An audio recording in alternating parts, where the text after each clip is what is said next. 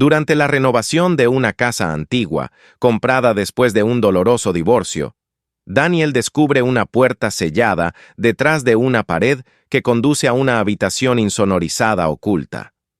Dentro encuentra los cuadernos de una niña cuya vida fue destrozada por un secreto que el pueblo prefirió olvidar. El divorcio de Daniel Martin no estalló en una tormenta de gritos, ni en un gesto dramático que partiera su vida en dos. Fue, más bien, una erosión lenta, constante, casi imperceptible al principio. Las discusiones no eran violentas, sino circulares. Comenzaban en un punto trivial y terminaban siempre en el mismo lugar vacío donde ya no quedaba nada que defender. Durante meses compartieron la misma casa como si fueran dos huéspedes obligados a tolerarse, hablando lo justo, evitando miradas demasiado largas, dejando que el cansancio hiciera el trabajo que antes había hecho el amor. Cuando finalmente firmaron los papeles, no hubo lágrimas ni reproches. Solo una sensación de agotamiento profundo, como si ambos hubieran corrido una maratón sin recordar por qué empezaron. Después de que ella se marchó, el apartamento en la ciudad se convirtió en una caja estrecha donde el aire parecía escasear. Daniel dormía poco. Se acostaba tarde, con la televisión encendida sin volumen, y se despertaba antes del amanecer con el corazón acelerado, incapaz de volver a cerrar los ojos. El ruido de la ciudad, que antes le resultaba casi reconfortante, comenzó a oprimirlo.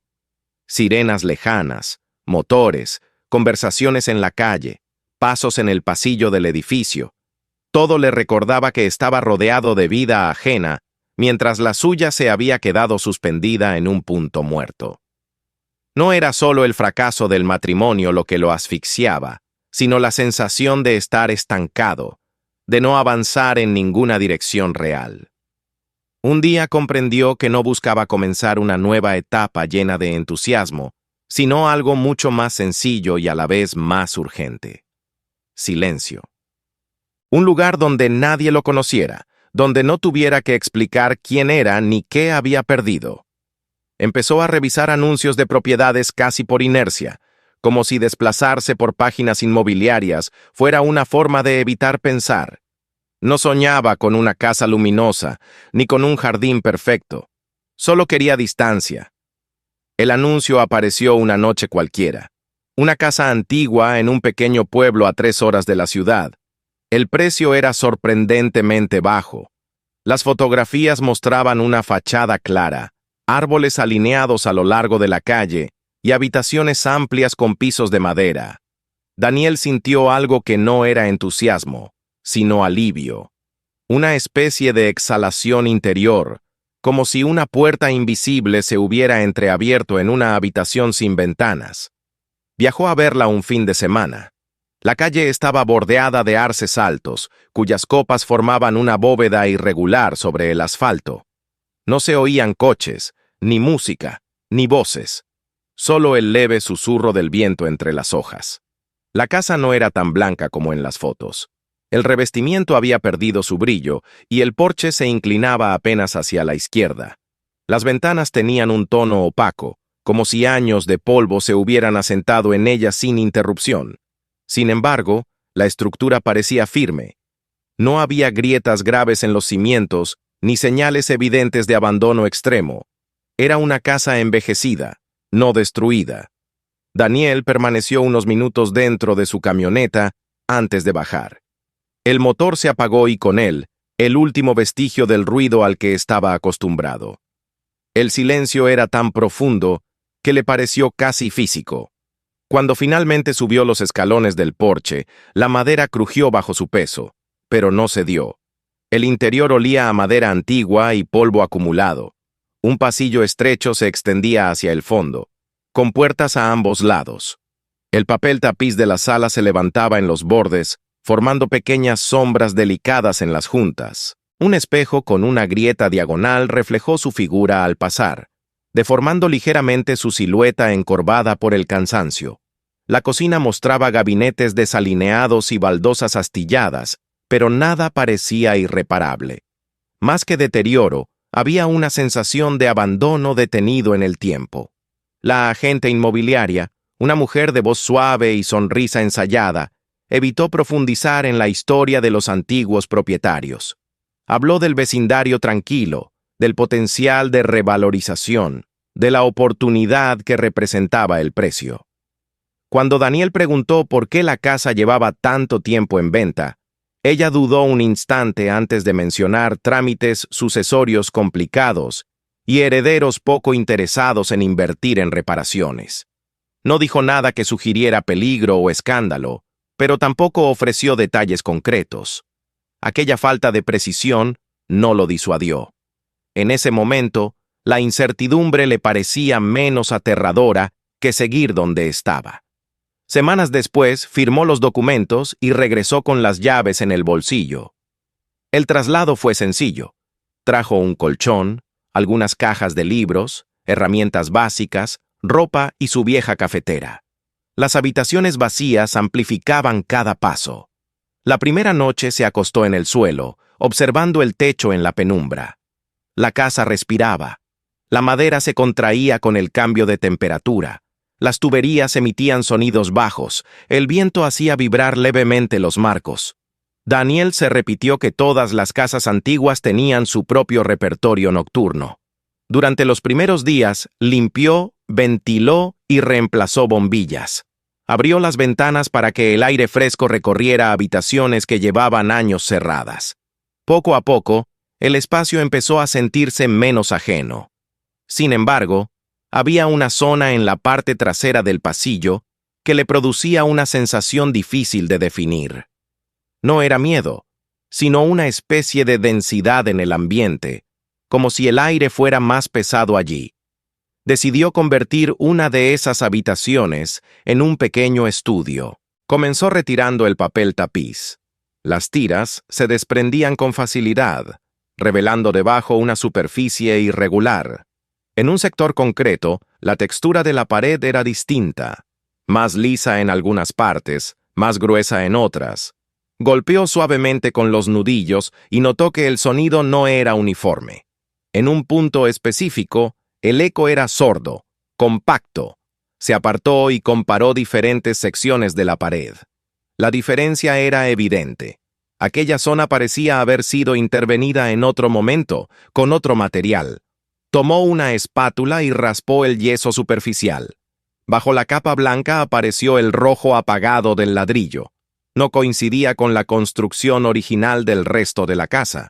Aquellos ladrillos estaban colocados de manera desigual, como si alguien los hubiera instalado con prisa. El pulso de Daniel se aceleró ligeramente.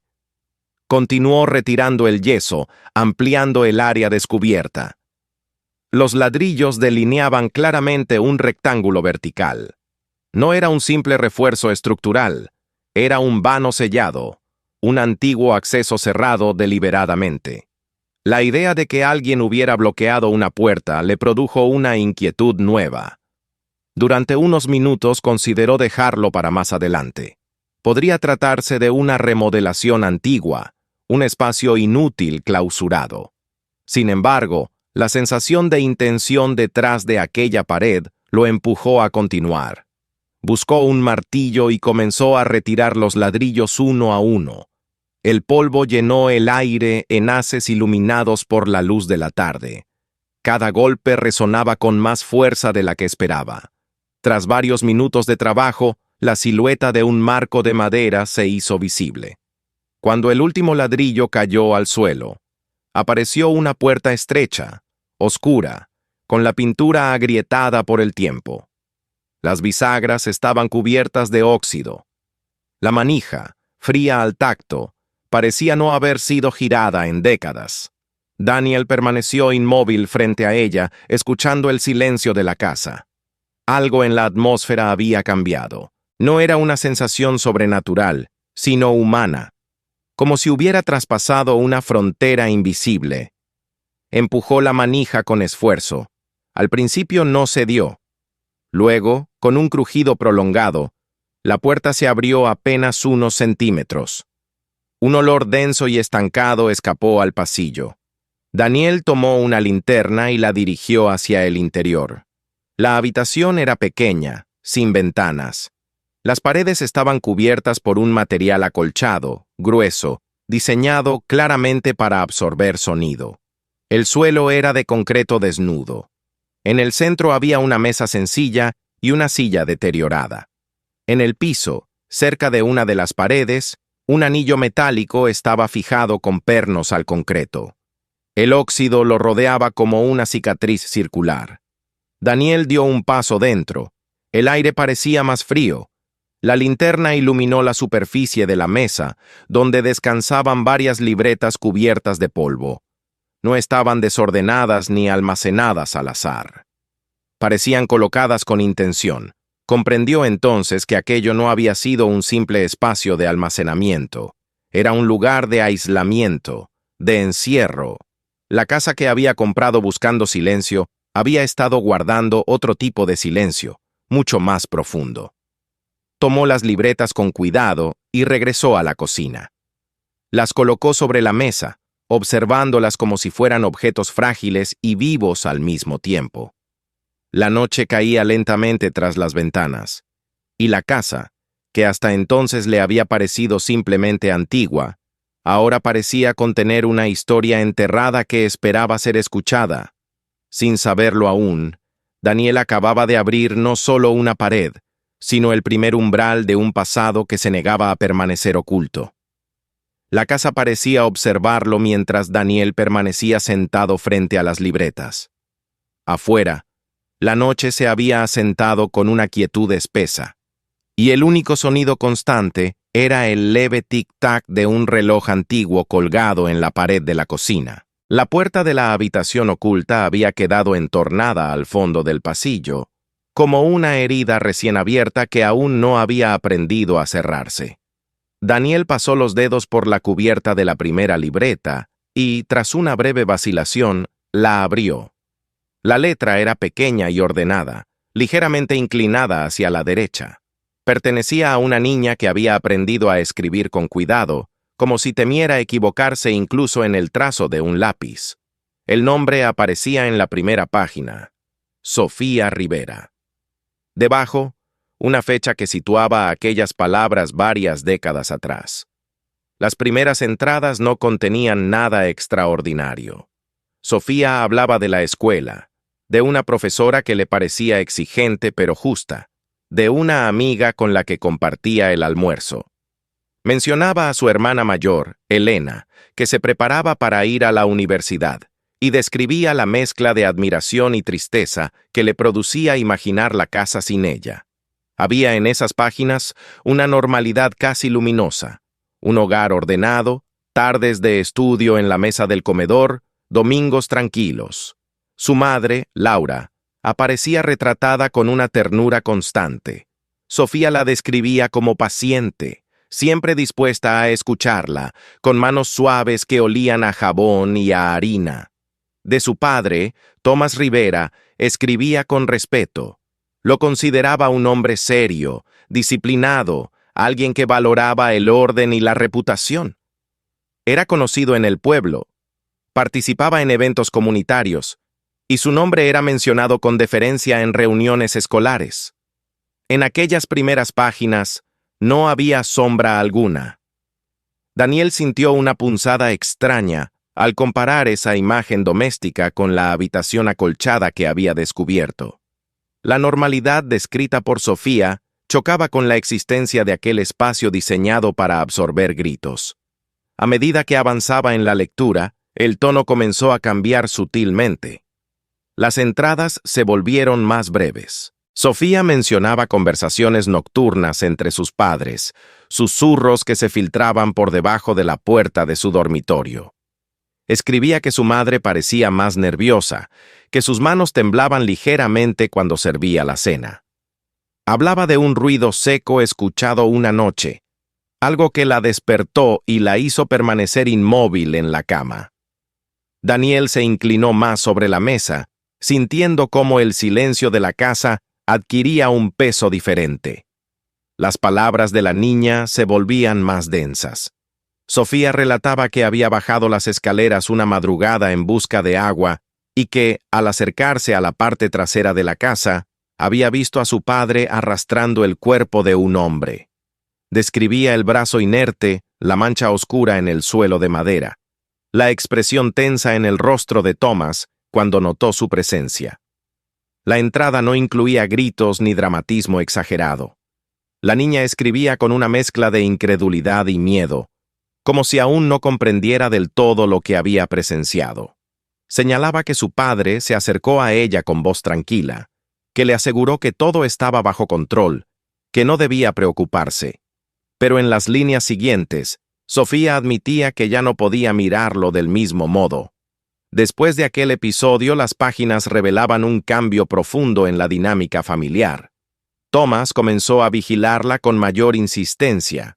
Le preguntaba dónde estaba a cada momento. Le prohibía salir sola. Laura parecía atrapada entre el temor y la impotencia. Sofía escribía que su madre lloraba a veces en la lavandería, creyendo que nadie la veía. La restricción fue progresiva. Primero, le pidieron que permaneciera más tiempo en su habitación. Luego, las salidas al exterior se volvieron esporádicas. Finalmente, en una entrada marcada por un trazo más tembloroso, Sofía relataba que su padre le había dicho que debía trasladarse a un lugar más seguro dentro de la casa. No comprendió lo que significaba hasta que la condujeron al espacio oculto. Daniel cerró los ojos un instante, recordando la sensación fría del concreto bajo sus botas cuando había cruzado aquel umbral. Sofía describía la habitación con la misma precisión que él había observado. Las paredes acolchadas, el eco apagado de su propia respiración, la ausencia total de luz natural. Al principio creyó que sería algo temporal. Su padre le aseguró que era por su protección, que había visto algo peligroso y que debía permanecer allí mientras todo se solucionaba. Las visitas de Laura eran esporádicas y furtivas. Sofía hablaba de los abrazos apresurados, de las promesas susurradas de que pronto saldría. Daniel sintió cómo la garganta se le cerraba al leer que aquellas visitas se hicieron cada vez más escasas. En una de las entradas, la niña escribía que esperó horas, luego días, llamando en voz baja a su madre. La siguiente página mencionaba que su padre le había dicho que Laura se había ido, que estaba cansada y necesitaba empezar de nuevo. El tono cambió nuevamente. La letra se volvió irregular, a veces más grande, a veces comprimida. Sofía hablaba de perder la noción del tiempo, de contar los pasos de su padre en el pasillo, de memorizar las grietas invisibles en el concreto. La esperanza se desdibujaba.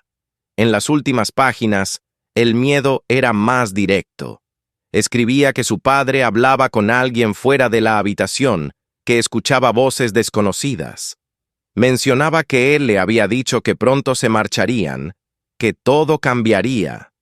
La última entrada terminaba abruptamente en mitad de una frase.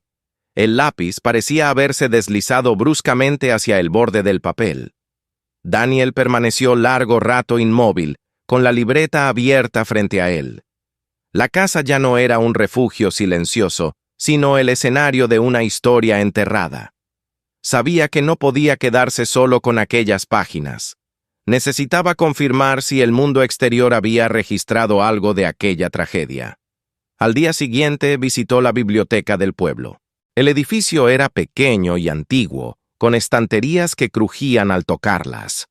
La bibliotecaria lo condujo a la sección de archivos.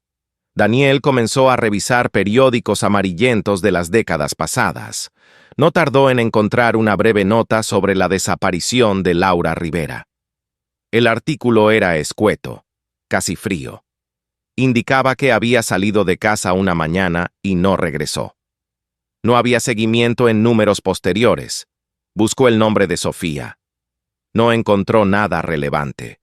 Solo menciones ocasionales de Thomas Rivera como benefactor local, como hombre respetable. Aquella ausencia resultaba más inquietante que cualquier acusación explícita. Daniel habló con algunos vecinos. La mayoría recordaba vagamente a la familia. Un hombre mayor, llamado Henry, confesó que en el pasado había escuchado ruidos nocturnos provenientes de la casa. Gritos amortiguados, tal vez discusiones. pero nunca denunció nada.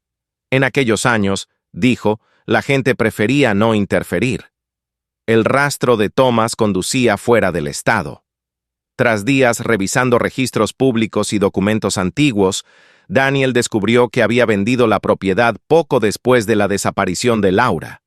Más tarde, bajo una ligera variación en su apellido, figuraba como residente en una zona rural distante. El descubrimiento no le produjo alivio, sino una certeza inquietante.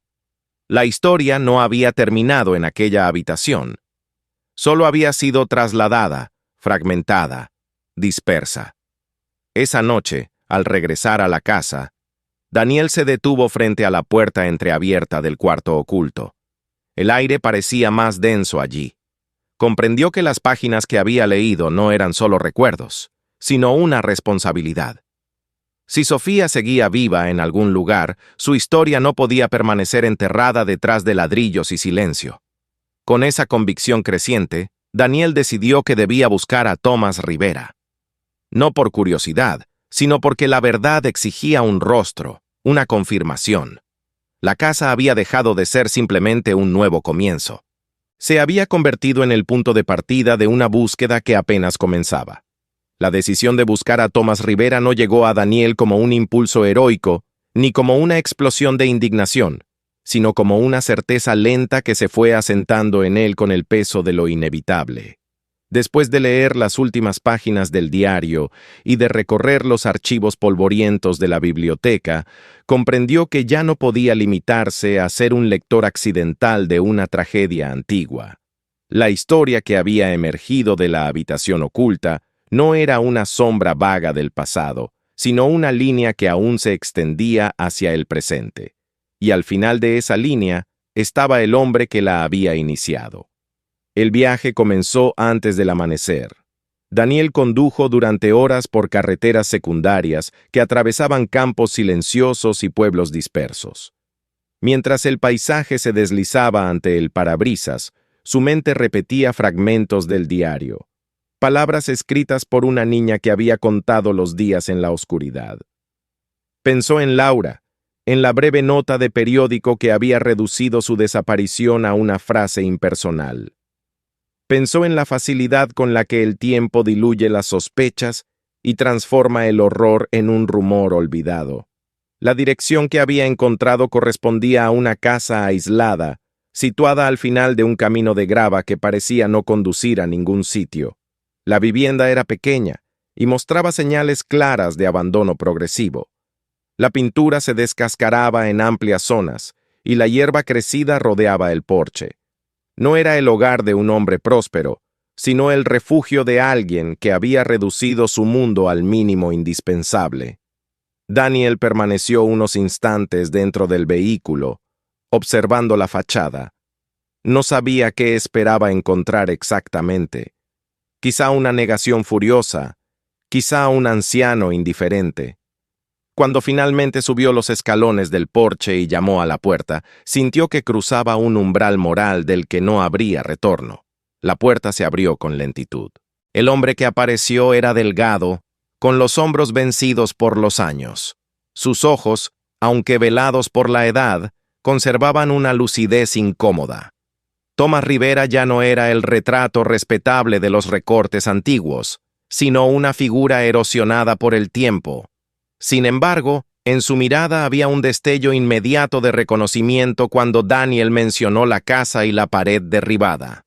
Dentro, el interior era austero, muebles antiguos, periódicos apilados, una televisión silenciosa.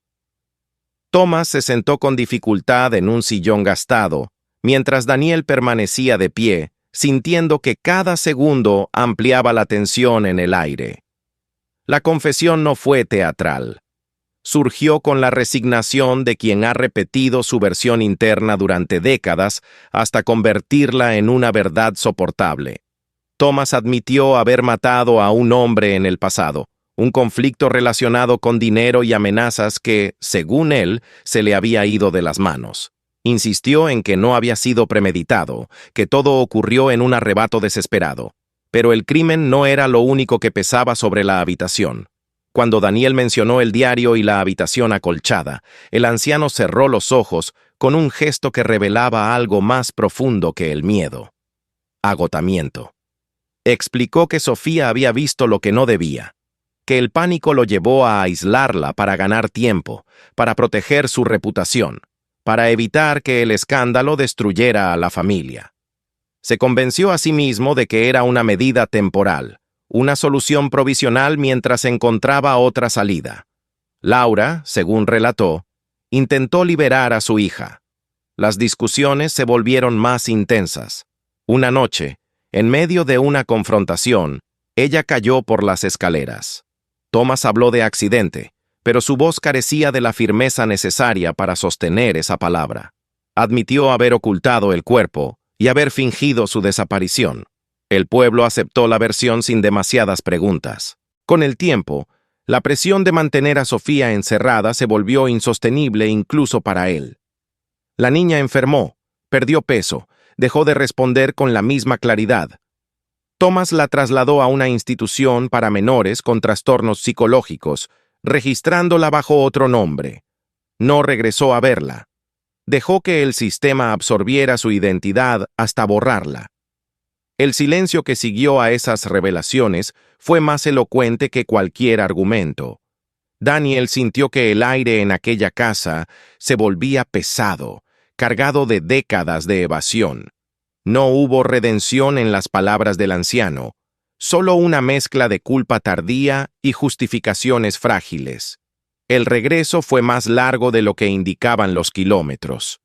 Daniel condujo en la penumbra, consciente de que lo que llevaba consigo no era solo una historia, sino una responsabilidad concreta. La casa que había comprado ya no representaba únicamente un nuevo comienzo personal. Se había transformado en el epicentro de una verdad que debía salir a la luz. Al entrar nuevamente en el pasillo y detenerse frente a la puerta de la habitación oculta, comprendió que el dilema no consistía en si debía actuar, sino en cómo hacerlo.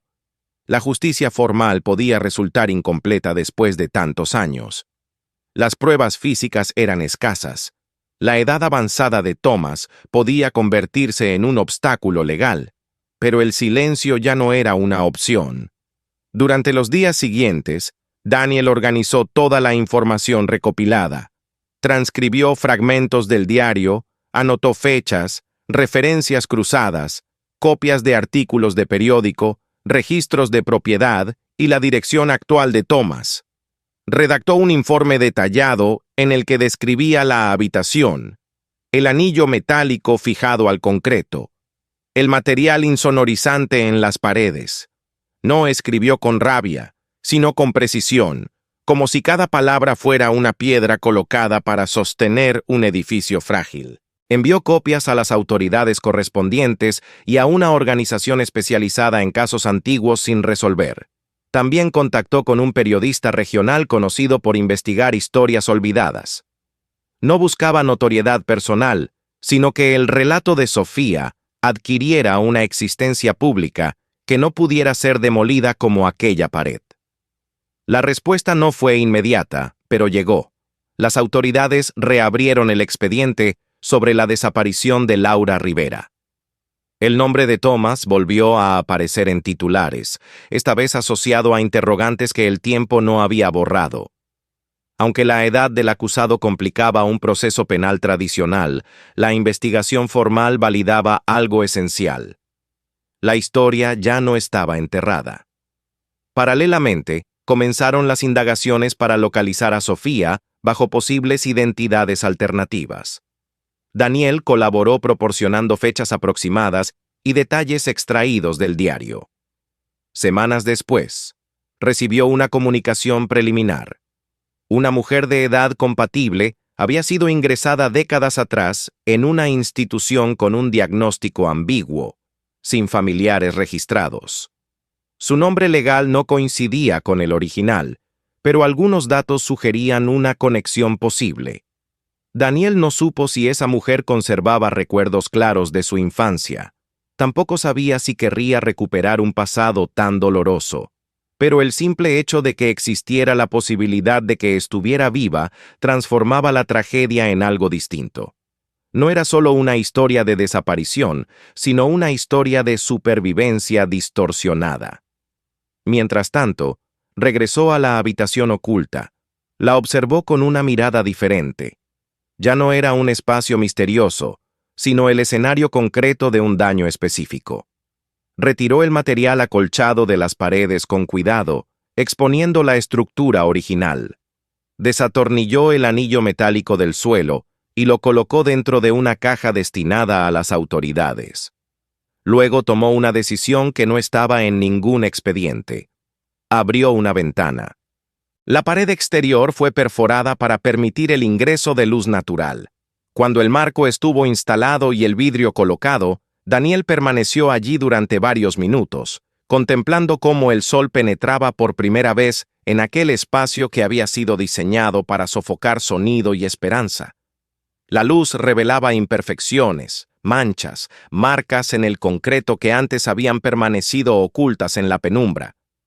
La casa ya no guardaba silencio por miedo. El silencio que quedaba era distinto, más limpio, casi respetuoso. Daniel sintió que su propia vida había cambiado con ese proceso. Había llegado buscando distancia de su pasado personal y había terminado enfrentando el pasado de otros. Sin embargo, en ese enfrentamiento encontró algo que no esperaba, una forma de restaurar sentido.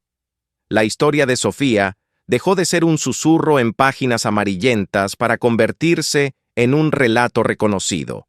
La comunidad, obligada a mirar hacia atrás, tuvo que aceptar que el respeto y la reputación no siempre equivalen a verdad. Algunos reaccionaron con incredulidad, otros con culpa tardía, pero la negación ya no era sostenible. En una tarde clara, Daniel se situó en el umbral de la antigua habitación y observó cómo la luz se extendía sobre el suelo. No había celebración en su gesto, solo una serenidad firme. Comprendió que la justicia a veces llega fragmentada y tardía, pero incluso así tiene el poder de romper cadenas invisibles. La casa que había comprado buscando silencio ya no era un refugio para huir, sino un lugar donde la verdad había encontrado espacio para respirar. Y mientras el sol descendía lentamente detrás de los arces de la calle, Daniel supo que, aunque no podía devolver los años robados, había impedido que la oscuridad reclamara también el futuro. Si esta historia te impactó tanto como a nosotros, no te quedes al margen. Suscríbete al canal para no perderte la continuación y nuevas investigaciones apasionantes donde cada detalle puede cambiarlo todo. Se vienen más misterios, giros inesperados e historias que no podrás olvidar.